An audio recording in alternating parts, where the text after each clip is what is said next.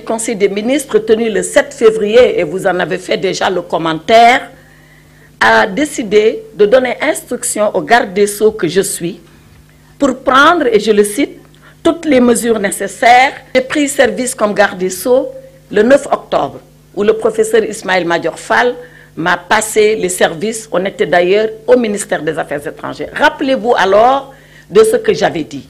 J'avais dit à l'époque que 2 sujets m'importent et que j'allais y travailler avec ardeur et avec conséquence.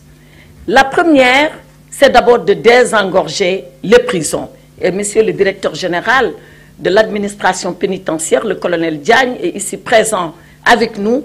Et ensemble, lui et les procureurs, depuis ce jour 9 octobre, nous y travaillons sans relâche. Comment faire de telle sorte que nos prisons soient désengorgées. La deuxième chose que j'avais dite du moins, c'est de lutter contre les longues détentions. Or, bien avant ces libérations auxquelles vous avez assisté ces dernières heures, depuis lors, nombre de nos compatriotes ont été libérés.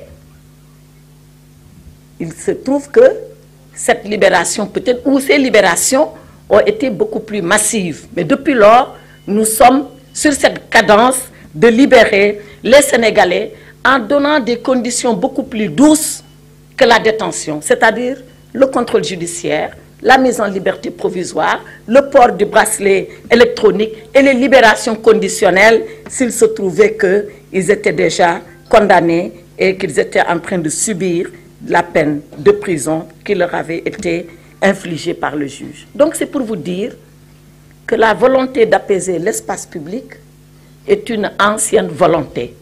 Elle date d'avant octobre, mais surtout octobre.